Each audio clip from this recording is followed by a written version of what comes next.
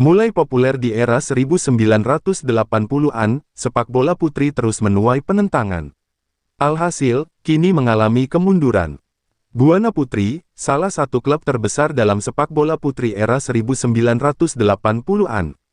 Foto, majalah Kartini, No. 26711, 24 Februari tahun 1985. Siang itu Tribun Stadion Taman Sari, Jakarta Barat, sesak penonton. Mayoritas kaum Adam, mereka bersemangat memelototi jalannya pertandingan. Maklum, pertandingan yang dimainkan bukan melibatkan klub UMS 80, Warna Agung, atau Arseto, tapi pertandingan Parkit vs Buana Putri alias pertandingan sepak bola putri. Alhasil, Saban para Kartini berkostum dengan paha terbuka itu menggiring atau menendang bola, sorakan penonton membahana. Rasa gemas meluap di benak mereka tatkala mendapati pemain terjatuh karena tackle lawan. Meski itu hanyalah scene dalam film Warkop DKI Maju Kena Mundur Kena 1983, bisa jadi suasana itu merupakan gambaran umum publik terhadap sepak bola putri di negeri ini. Pertandingan dianggap tak lebih dari tontonan menghibur belaka karena syarat aksi, pamer paha, dan goyang payudara. Padahal, bukan itu yang menjadi tujuan perempuan ketika main sepak bola.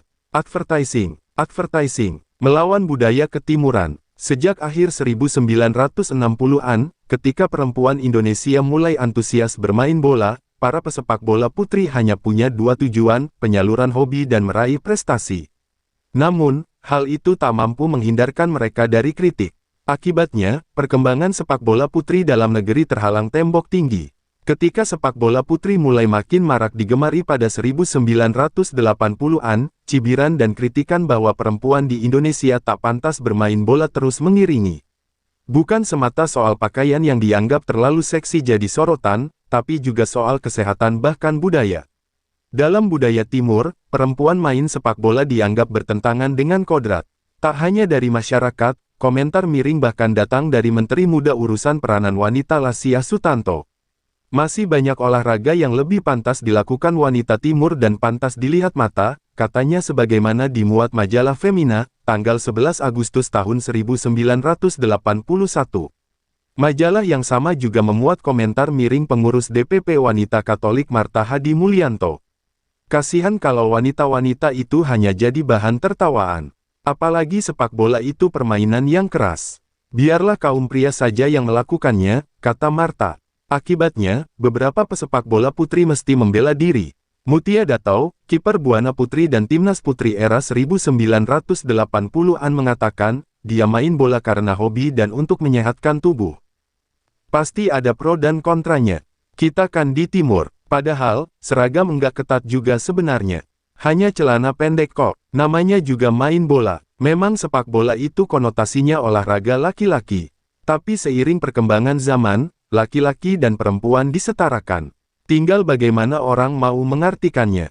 Saya sih tidak peduli orang mau bilang apa. Memang kenapa, apa salahnya, ujarnya kepada Historia. Hal senada diutarakan Papat Yunisal, ex-pemain Putri Priangan dan Timnas Putri era 1980-an. Jadi salah kaprahnya dulu, kesannya wanita tidak boleh aktivitas berat. Banyak yang bicara ini itu. Tapi ya kita harus tunjukkan kemampuan, ujarnya kepada Historia.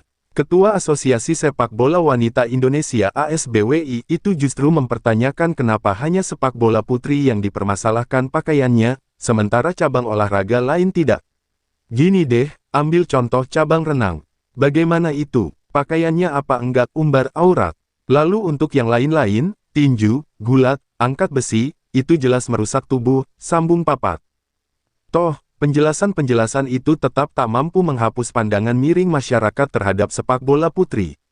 Akibatnya, sepak bola putri dalam negeri mundur jauh dari era ketika Mutia dan Papat masih merumput. Jangankan, tahun 1980-an, sekarang saja masih begitu kok. Wajar ada yang menentang. Jangankan main bola, keluar rumah saja lewat jam 6 sore, itu enggak boleh. Ketua Asosiasi Sepak Bola Wanita Indonesia ASBWI itu justru mempertanyakan kenapa hanya sepak bola putri yang dipermasalahkan pakaiannya, sementara cabang olahraga lain tidak. Gini deh, ambil contoh cabang renang.